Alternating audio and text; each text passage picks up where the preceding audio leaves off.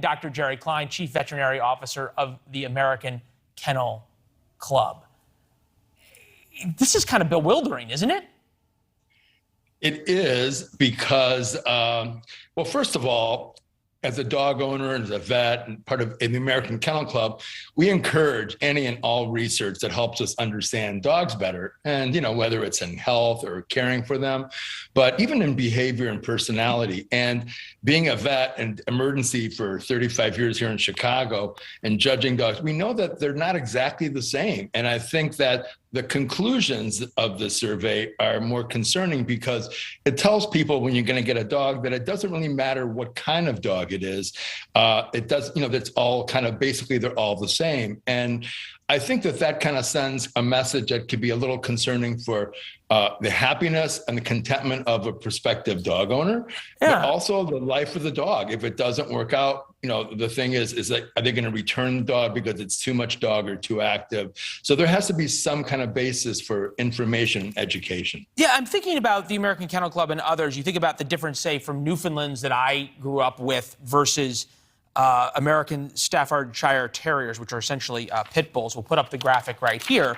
The graphic will come and we will show you what's on it. But, the first words that you think of in Newfoundland, it's, sweet-tempered and loving. And then you look at the pit bull, the first words from AKC and others are tenacious, AKA might be aggressive at times. How does the study justify that there's really not a difference? Well, I will say one thing in defense of American Staffordshire Terriers. They are loving and good-natured in the right environments and when you get one from the proper source. Because I think like anything else, dogs are not robots or toys.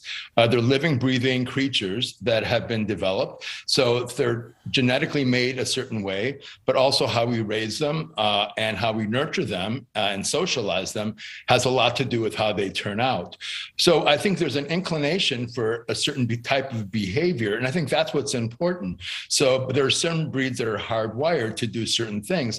It doesn't make them bad dogs. It's just how they demonstrate certain characteristics and certain kind of like prevalence of certain types of when you're saying hardwired, right, it's not coincidental. In 2021, 37 deadly attacks by pit bulls. Between 2014 and 2020, 6 years, only 3 deadly attacks by golden retrievers. That's like, 1/100th the amount of deadly attacks. There's a reason here. And I think it says a couple of things. And number one, that not every golden retriever by definition has to be docile, either provoked or raised the wrong way, or just because it's a member of a golden retriever doesn't necessarily make it that way. And nor do American Staffordshire Terriers, and I hate to call pit bulls because they're not registered with the AKC that way, but that breed in itself does not make them aggressive. They can be very loyal and kind and great with children. But it's just how, unfortunately, the types of bites that those dogs can inflict can be deadly because of the size and the power of the jaw and their nature to do so. So how this behavior is directed and by how they're trained can play a huge difference in how they behave.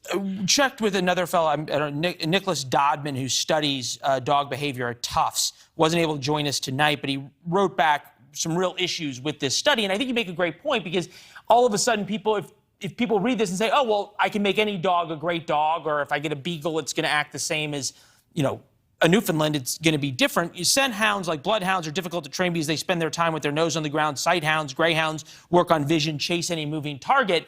The study doesn't seem to make accounts for how different physically all dogs are, which plays into how they are psychologically. That's true. The study was a series of questions that were subjective for about 2,000 dogs. I think 47% of them were called mixed dogs, and they called that the control group because the owners had no preconceived ideas of what they were. But in reality, if one gets a dog from a shelter, oftentimes they're billed as being lab cross or golden retriever cross or Akita cross. So they have some preconceived idea of what that dog might be. So I think those answers could be, in fact, a little skewed. Hey, Doc, it was great to see it. We appreciate the insights. And you make a great point because at a time like this, it's so important. So many people got dogs during the pandemic now having different issues as things are going on. I know you're dealing with it every day, so thank you. You're welcome. We just want to make sure that if you get a dog, it's a lifelong commitment for that dog. The best chance for success and least chance for failure.